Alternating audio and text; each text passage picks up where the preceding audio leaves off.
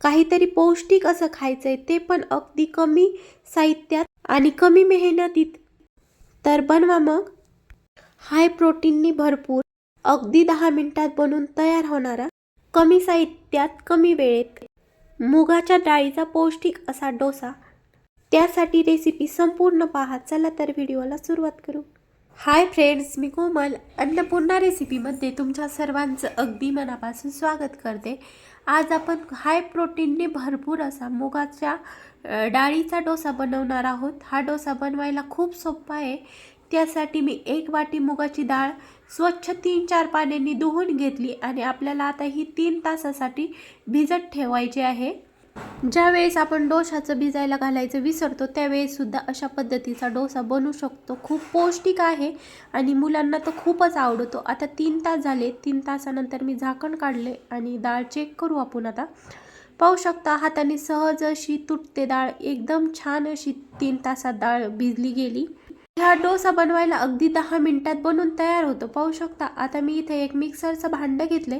त्यामध्ये आपल्याला ही डाळ टाकून घ्यायची. ही अशी पद्धतीने मी डाळच टाकून घेते. आपल्याला ह्याच्यात जास्त पाणी वापरायचं नाही. अगदी वाटणाला जेवढं पाणी लागेल तेवढंच टाकायचे. खूप जास्त पाणी ह्याच्यात टाकायचं नाही. जास्तच पाणी वापरलं तर आपले डोसे व्यवस्थित बनणार नाहीत. त्यामुळे मी अशा चमच्याच्या साहाय्याने ही डाळ काढून घेते एका मिक्सरच्या भांड्यात.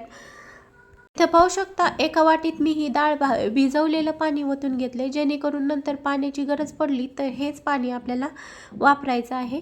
आता इथं 2 चमचे मी रवा घेतलेला आहे आणि त्याच्यात थोडंसं पाणी टाकायचं आहे आणि 2 हिरव्या मिरच्या घेतल्यात. पाव चमचा जिरे घ्यायची, पाव चमचा ओवा घ्यायचा. जिऱ्याने आणि ओव्याने ह्या डोशाला खूप छान खमंग अशी चव येते. थोडासा कढीपत्ता घेतला आहे, अगदी 3-4 पानं. चवीनुसार मीठ टाकायचं आहे आपल्याला ह्याच्यात आणि आता हे वाटून घ्यायचं आहे. इथं तुम्ही आल्याचा तुकडा आणि 2 पाकळ्या लसूण टाकू शकता, पण त्याची काहीच गरज नाही. फक्त एवढ्या साहित्यातच हा डोसा इतका खरपूस बनतो की बाकी सगळे डोसे तुम्ही विसरून जाल, इतका चविष्ट आहे. आता पाहू शकता अशा पद्धतीने मी एक स्मूथली असं वाटण बनवून घेतलंय आणि भांडं हिसळून घ्यायला पण फक्त 1 चमचा भर पाण्याचाच वापर केलाय आणि पाहू शकता थोडंसं पाणी टाकल्यानंतर हे मी छान मिक्स करून घेतलंय. याला जास्त काही मिक्स करायची गरज नाही आपण, कारण वाटणातच सर्व टाकून घेतलेलं आहे आपण. आता गॅस कड वळायचे. लगेच गॅस पेटून घेतलाय आणि गॅसवर इथं मी एक पॅन मांडून घेतलाय. हा माझा लोखंडीच पॅन आहे. तुम्ही नॉनस्टिकचा सुद्धा वापरू शकता, पण मी शक्यतो लोखंडी पॅनचाच वापर करते. आपल्या आरोग्याच्या दृष्टीने सुद्धा लोखंडी तव्यावर बनवलेलं उत्तम आहे. आता तवा छान तापला गेला की आपल्याला त्याच्यावर तेल सोडून घ्यायचंय आणि तेल छान असं पूर्ण तव्याला लावून घ्यायचंय. पाहू शकता अशा उलथण्याच्या साह्यानेच मी सगळीकडे तेल ही पसरून घ्यायचं. जास्त तेल वापरायची पण काहीच गरज नाही. जरी माझा लोखंडी पॅन असला तरी पण हो छान रुळला गेलाय आणि ह्याच्यावर इतके छान डोसे होतात.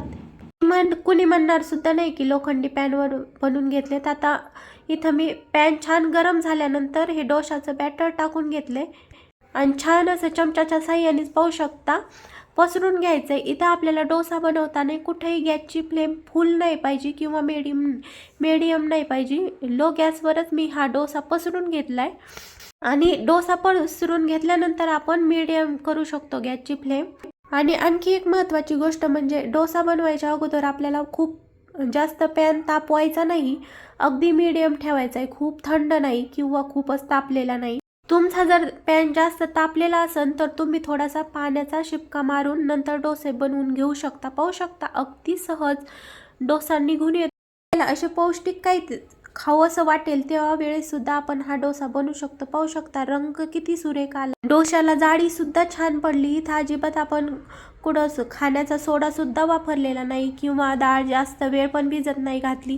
त्या वेळेला आपण हे डोसे बनवू शकतो. आणि मला डोसा दोन्ही साईडनी छान असा खरपूस भाजून घेतल्यानंतरच आवडतो, त्यामुळे मी दोन्ही साईडनी भाजून घेतलाय छान. आणि दोन्ही साईडनी डोसा छान भाजून घेतल्यानंतर त्याची चव एकदम मस्त अशी लागते. आता अशा पद्धतीनेच मी सर्व डोसे बनवून घेते. पाहू शकता किती कुरकुरीत, जाळीदार आणि सर्व साईडनी मस्त असा भाजला गेलाय डोसा. तुम्ही हे डोसे मुलांच्या टिफिनला सुद्धा देऊ शकतात, ते खूप आवडीने खातील. किंवा तुम्हाला एका दिवशी हलकं फुलकं मस्त खायचं असेल किंवा रात्रीच्या जेवणात बनवू शकता, सकाळच्या नाश्त्यासाठी बनवू शकता किंवा दुपारच्या जेवणासाठी नक्की बनवून पहा. आणि हा डोसा तुम्ही खोबऱ्याच्या चटणी बरोबर किंवा शेंगदाण्याच्या चटणी बरोबर खाऊ शकतो. अप्रतिम असा लागतो. नक्की एकदा बनवून पहा. चॅनलवर जर नवीन असाल तर चॅनलला सबस्क्राईब करायला विसरू नका.